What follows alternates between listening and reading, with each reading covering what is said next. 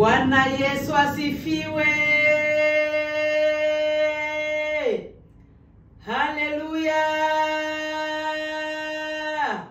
Sifa kwa Bwana.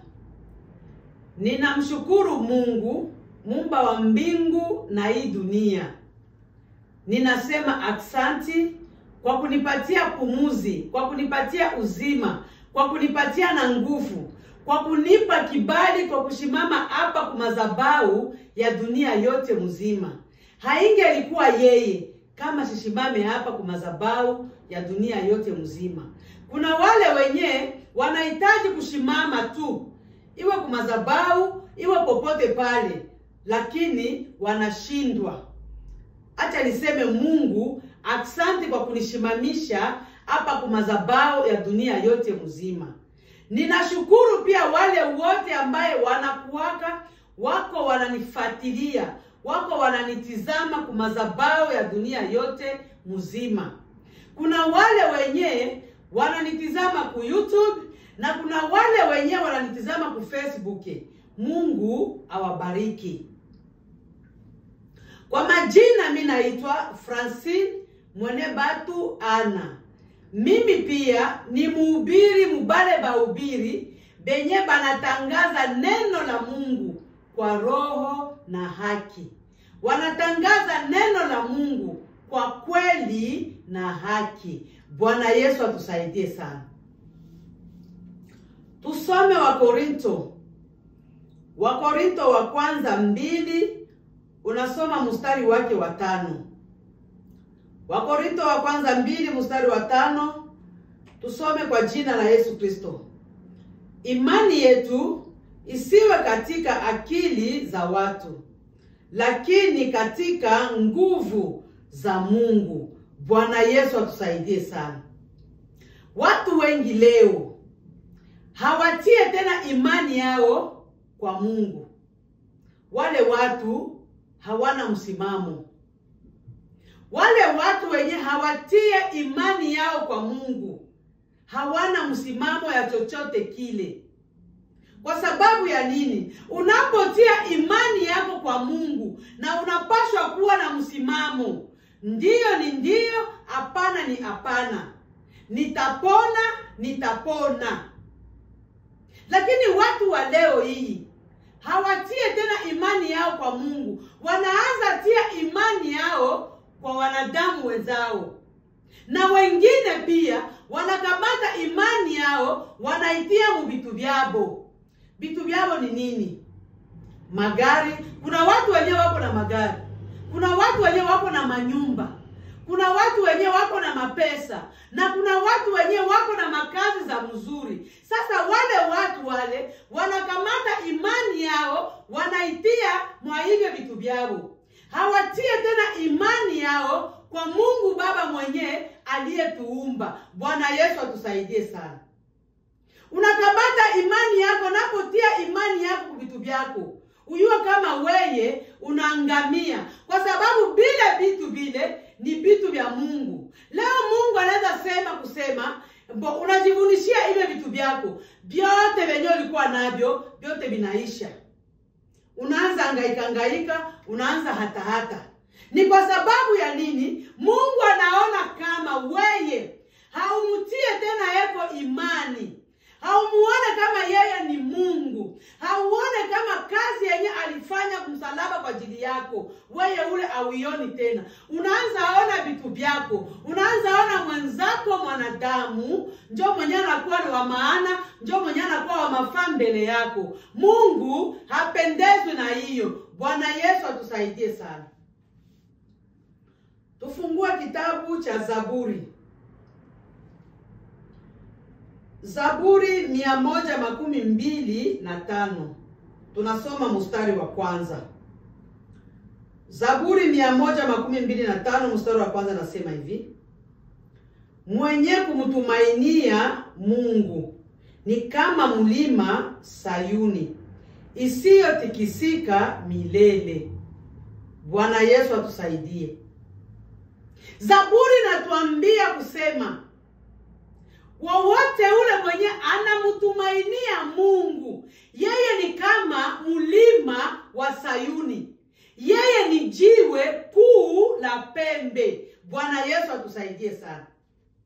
Na huyu mwenye yeye hamutumainie tena Mungu, anaanza tumainia vitu vyake.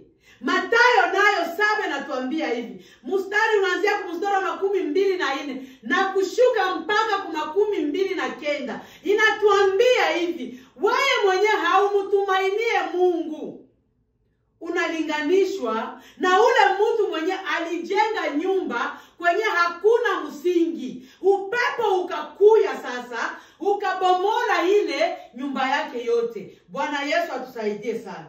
Lakini wewe mwenye uko na imani, imani yako unaitia kwa Mungu, ni kama mlima ya Sayuni, ni kama mtu mwenye alijenga nyumba yake kwenye msingi.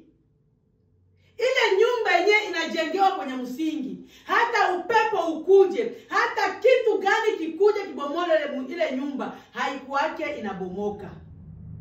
Bwana Yesu atusaidie sana. Kila wote mwenye kuwa na imani yake yenye anatia kwa Mungu, hata kuwa na jaribu ya modele gani, hata kuwa na shida ya modele gani, yeye hakuwaje anatikisika. Yeye iko pale tu. Imani yake ni kama ile nyumba yenye imejengwa kwenye msingi ya mzuri. Bwana Yesu atusaidie sana. Lakini ule mwenye yeye imani yake ni kwa vitu vyake, imani yake ni kwa wenzake wanadamu, anapopatwa na shida tu, leo wanaweza kumpigia simu kusema kazi inaisha, anaanza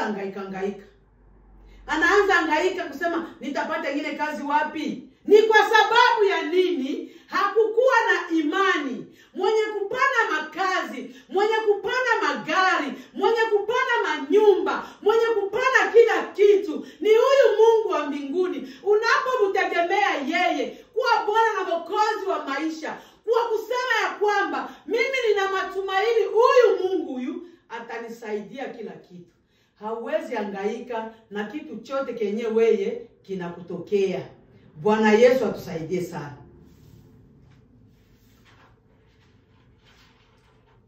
Tufungue kitabu ya Yeremia. Yeremia 17 mstari wake wa 5. Maandiko yanasema hivi, Mungu anasema, amelaaniwa mtu yule amtegemeaye mwanadamu na kumfanya mwanadamu kuwa mategemeo lake. Bwana Yesu atusaidie sana. Unapokuwa unatumainia mwanadamu, hata Mungu hautamtia ndani ya moyo wako. Unakuwa ni ule tu mwanadamu mwenyewe wewe unatumainia. Ndio maana maandiko yanasema hapa, hatumainiaye mwanadamu na alainiwe. Hapa natafuta nitafautishe vitu. Kuna kutumainia na kuna kusaidiwa. Maandiko inaandika kutumainia. Acha nilete mfano ya mtoto mdogo. Mtoto mdogo yeye hayajua chochote kile, hayakuwa kujitafutia, iko pale tu. Ule yeye anatumainia mama yake akuye amunyonyeshe kusudi aishi. Lakini mwanadamu mwenye kuwa imara hawezi akategemea mwenzake mwanadamu. Kwa sababu ya nini? Alishatoka mwa ile etape ya kusema yeye atafutiwe na wazazi ampatie mtoto amnyonyeshe kusudi akomali. Alishatoka mwa ile etape. Ile etape ni ya mtoto mdogo mwenyewe, hayajua kujitafutia, hayajua kutumika, hayajua kufanya kazi yoyote ile. Maandiko haiseme kwa huyo. Maandiko nasema kusie batu bazima benye hatuna matumaini ya kusema tufanye hivi kusudi tusitumainie huyu mwanadamu. Maandiko yo peke nasema ukamtumainia unalaaniwa. Kuko kutumainia na kupewa na msaada. Mimi ukakuya na mabari yako ya kusema nahitaji unipatie, mimi nakutumainia tu wewe, hakuna mwingine. Nitakwambia ndugu yangu, rafiki yangu, hawezi nitumainia mimi. Ukisema nitumainie mie, maana unadanganyika. Tumainia Mungu. Mie ni mwanadamu, na kazi ya mwanadamu ni kuchoka. Sipendake nisikie masikio yangu mtu anasema mimi nakutumainia. Nafikaka kabisa na kupatia makavu pale pale. Hawezi nitumainia mie. Hapana. Mie ni mwanadamu. Tumainia Mungu. Ndio maana maandiko nasema atumainiaye mwanadamu na lainiwe. Kuna wale watu ndio kabisa wanatumainia wenzao wanadamu. Hawatumainia tena Mungu. Unakutana mtu alisha kreye majina za batu msimu yake. Unakutana wale mtu mwenye atapigia asubuhi, haiko nyuma atapigia saa 6. Mwenye atapigia saa 6, haiko ndio mwenye atapigia magharibi. Na bote ni neno hii moja tu ya kuhusu pesa. Bwana Yesu atusaidie sana. Wewe kama unajua uko mwa ile hali, ujue kama unalainiwa. Kwa sababu maandiko yanasema, hamtumainiaye, hamtegemeaye mwanadamu na lainiwe. Tunapaswa kumtegemea huyu Mungu. Kwa sababu huyu Mungu yeye ndio mwenyewe ako na matumaini yote kwa mwanadamu. Yeye achokaki. Lakini ukasema seme utumainia mwenzako mwanadamu. Mwenzako mwanadamu yeye anakuaka anachoka. Bwana Yesu atusaidie sana. Tuwe kama vile Ayubu. Ayubu yeye hakutegemea mtu yeyote ule. Ayubu hakutegemea mali yake. Ayubu hakutegemea pesa yake. Ayubu hakutegemea mtu yeyote ule. Na ndio kwa maana Mungu anamwambia shetani, unatoka wapi? Ni Ayubu mstari wa kwanza 7 na kushuka mpaka 12. Huko nasoma historia ya Ayubu. Mungu anamwambia shetani, unatoka wapi? Shetani anamwambia mimi natoka duniani kuzunguruka. Mungu anamuuliza, uliona mtumishi wangu Ayubu? Na Mungu anaanza kumtapa Ayubu pale. Anamtapa kabisa. Ayubu ni mtu mwenye iko tofauti. Yeye anaogopa Mungu, afanye makosa, anamtapa kabisa mbele ya shetani. Shetani anamwambia Mungu, hapana kumtapa. Ayubu anakutapa vile kwa sababu wewe kwanza unamzingira, yani unamfunika na nyumba yake yote. Unamfunika na mali yake yote. Unamfunika na kila kitu chake chote. Mungu anasema hapana, sio vile kisi wewe unajua. Basi wakafanya ile madiskisio. Walipofanya ile madiskisio, Mungu akaamua basi acha nikuoneshe kama hivyo vyote wenyewe wewe wako nasema haiko ndio wenyewe biko mwakili ya Ayubu na akili yangu. Anamruhusu sasa aende afanye nini? Haribisha hivyo vitu vyote, lakini asitoshe tu roho yake. Shetani anaingia kwa kila kitu cha Ayubu, na watoto, na mali, na manyumba. Yaani vyote venye Ayubu alikuwa navyo, vyote vinafanya nini? Vinateketea. Lakini kwa sababu Ayubu yeye hakukuwa anatumainia mtu. Hakukuwa anatumainia bila vitu vyake. Hakukuwa anatumainia mashamba yake. Hakukuwa anatumainia zile magari zake na zile manyumba zake. Hakukuwa anazitumainia. Alikuwa anatumainia tu huyu Mungu wa mbinguni. Na kabakia kumsimamo ya pale pale. Ya kusema kwamba mimi sitaangusha Mungu. Ifo nishimame kumshimamo ya kumpenda Mungu tu. Imani yangu ibakie kwa huyu Mungu aliye juu mbinguni. Bwana Yesu atusaidie sana. Ayubu akasufrire kweli. Kama unasikiaga kusufrire, Ayubu aliteseka kabisa, lakini matumaini yake yote ilikuwa ni kwa Mungu. Matumaini yake yote ilikuwa ni kwa Mungu. Yeye hakusema seme hivi Mungu, hivi shetani anaharibisha bibi yangu, acha mie sasa nianze kumtukana Mungu. Hapana. Aliendelea na muabudu Mungu, aliendelea na mtukuza Mungu, aliendelea na msifu Mungu, aliendelea na mpenda Mungu na kumtia Mungu kwenye moyo wake. Ndio imani yenye Mungu anataka tuwe nayo hiyo. Tuwe na imani kama vile ya Ayubu. Tusiwe na imani kama ya huyu mwanaume mpumbavu, huyu tajiri mpumbavu. Hapana. Tunapaswa tukue na imani ya Ayubu. Bwana Yesu atusaidie sana. Somo letu la leo linaishia hapa. Mwenyewe na masikio asikie kuhusu ili andiko, kuhusu imani. Tunafika muda mzuri wa mie na weye sasa kutafakari. Je, eske kweli mie niko na imani kama hiyo ya Ayubu? Wala niko na imani ya vitu vyangu vyenye mie niko navyo? Tuanze kutafakari. Tutafakari.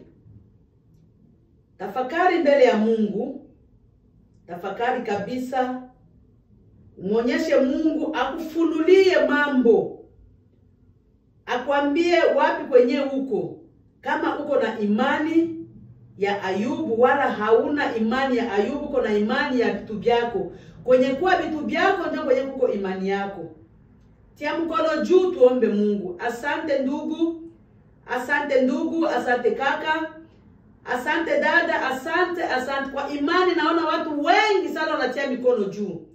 Asante ndugu. Mungu awabariki. Tuombe Mungu. Baba, katika jina la Yesu Kristo Nazareti, Mungu mwenye nguvu, Mungu mwenye mamlaka, Mungu mwenye utukufu, ninatia watoto wako hawa mikononi mwako. Wamejitambua kwamba wao imani yao inakuwaka ndani ya vitu vyao, na imani yao inakuwaka katikati ya wenzao wanadamu. Wamesahau kama wao Mungu wa mbinguni ndio mwenye unapaswa tumainia. Mwanadamu kazi yake ni kuchoka. Ninakushukuru Baba kwa sababu unawafasiria, unawaonyesha imani yao.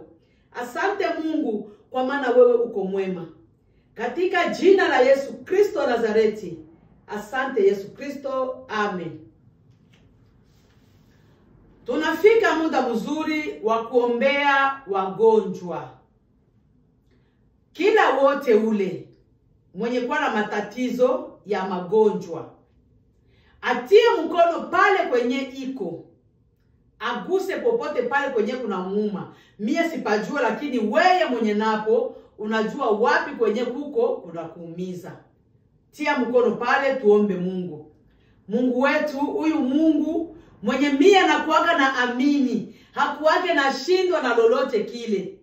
Hata ni magonjwa ya haina gani yenye inashindikana kwa wanadamu, kwake yeye anaweza. Tia mkono juu tuombe Mungu. Tia mkono pale kwenye kuko kuna kuumiza, tuombe Mungu. Baba, katika jina la Yesu Kristo, ninakuita Baba kwa ajili ya wagonjwa. Baba, nina imani kwa siku ya leo, kila wote ambaye anaumwa, Baba, leta uponyaji kwa ajili yake. Nina imani ya kwamba wowote ule mwenye anasikia maumivu, wowote ule mwenye anaumwa, tizama kwenye hospitali watu wengi wanajaa. Kila mtu analia kivyake, maumivu tofauti. Baba, leta uponyaji.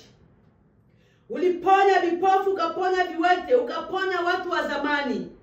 Magonjwa yenye ilishindikana kwa wanadamu, lakini kwako iliwezekana. Baba, waponye. Ponya Baba, kwa sababu shindano yako haina maumivu, kinini yako haina maumivu. Wakilala kwenye vitanda, wako wanaumwa, wanasikia maumivu kuna kule, hawatapata nguvu ya kukuabudu, hawatapata nguvu ya kukusifu.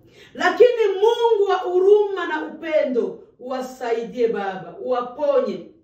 Ili siku moja kesho wakusifu, waseme kabisa, huyu Mungu ambaye tunayemwabudu sisi, huyu Mungu ambaye analinda wanadamu, huyu Mungu ambaye anaponya na anaponya kabisa.